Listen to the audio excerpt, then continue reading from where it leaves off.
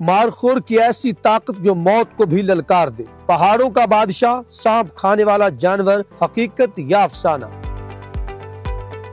ناظرین، ہزاروں فٹ بلند برفانی پہاڑوں، ان خاموش مگر خطرناک بلندیوں پر جہاں ہوا بھی رک رک کر چلتی ہے اور ایک معمولی سی لغزش زندگی کا خاتمہ بن سکتی ہے، وہاں قدرت کا ایک ایسا شاہکار آباد ہے جو نہ صرف ان سخت حالات میں زندہ رہتا ہے بلکہ ان پر حکمرانی بھی کرتا ہے۔ یہ ہے پاکستان کا قومی جانور مارخور۔ مارخور جس کا مطلب ہے سانپ کھانے والا، ایک ایسا جانور جس کے بارے میں صدیوں سے کہانیاں سنائی جاتی رہی ہیں، مگر حقیقت یہ ہے کہ اس کی اصل طاقت اس کی جسمانی ساخت، ذہانت اور ماحول سے ہم آہنگی میں چھپی ہوئی ہے۔ اس کے پیچدار، مضبوط اور خوبصورت سینگ اسے ایک شاہانہ انداز دیتے ہیں، جیسے کسی بادشاہ کے سر پر تاج سجا ہو، اور یہی سینگ نہ صرف اس کی پہچان ہے بلکہ اس کی طاقت اور برتری کی علامت بھی ہے۔ مارخور کی سب سے حیران کن خصوصیت اس کی وہ صلاحیت ہے جس کے ذریعے وہ سیدھی کھڑی چٹانوں پر بھی بآسانی چلتا اور چھلانگ لگاتا ہے۔ اس کے کھور اس طرح بنے ہوتے ہیں کہ وہ پھسلتی برف اور نکیلے پتھروں پر بھی مضبوطی سے جمے رہتے ہیں۔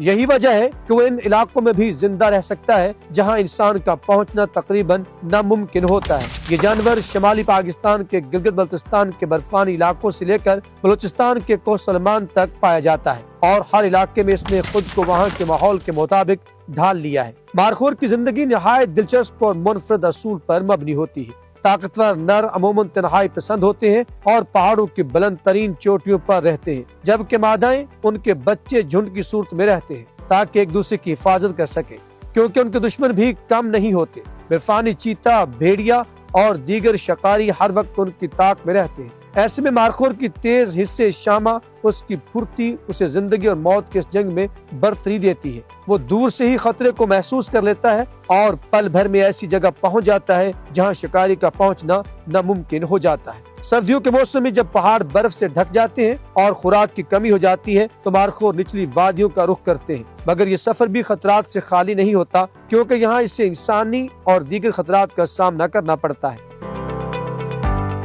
اسی دوران ایک اور اہم مرحلہ شروع ہوتا ہے جسے روٹنگ سیزن کہا جاتا ہے۔ اس موسم میں نر مارخور آپس میں طاقت کا مظاہرہ کرتے ہیں، ان کے سینگ آپس میں ٹکراتے ہیں اور پہاڑ ان کی گونج سے لرز اٹھتے ہیں۔ یہ مقابلہ صرف طاقت کا نہیں بلکہ برتری، حکمرانی اور نسل کو آگے بڑھانے کے حق کا ہوتا ہے۔ جو نر اس مقابلے میں جیت جاتا ہے وہی جھنڈ کا سردار بنتا ہے۔ بہار کے موسم میں جب برف پگھلتی ہے اور سبزہ اگنا شروع ہوتا ہے تو مارخور کی زندگی میں ایک نیا باب شروع ہوتا ہے۔ مادہ ایک یا دو بچوں کو جنم دیتی ہے۔ یہ بچے پیدا ہوتے ہی ایک سخت دنیا میں قدم رکھتے ہیں جہاں ہر لمحہ خطرہ موجود ہوتا ہے، مگر قدرت نے انہیں بھی وہی صلاحیتیں دی ہیں جو ان کے والدین کو حاصل ہیں۔ وہ بہت جلد کھڑے ہونا اور پہاڑوں پر چلنا سیکھ جاتے ہیں تاکہ اپنی بقا کی جنگ لڑ سکے۔ ماضی میں مارخور کو سب سے بڑا خطرہ انسان سے تھا۔ غیر قانونی شکار اور اس کے سینگوں کی بڑھتی ہوئی مانگ نے اسے معدومی کے دہانے تک پہنچا دیا تھا۔ ایک وقت ایسا آیا کہ اس کی تعداد بہت کم رہ گئی اور خدشہ پیدا ہو گیا کہ شاید یہ خوبصورت جانور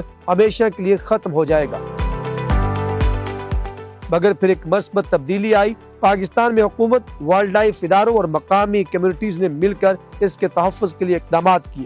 کمیونٹی بیسڈ کنزرویشن پروگرامز اور محدود ٹرافی ہٹنگ کے نظام نے مقامی لوگوں کو اس جانور کی حفاظت کے طرف راغب کیا۔ جو لوگ پہلے اس کا شکار کرتے تھے وہی اس کے محافظ بھی بن گئے، اور یوں مارخور کی تعداد میں دوبارہ اضافہ ہونا شروع ہو گیا۔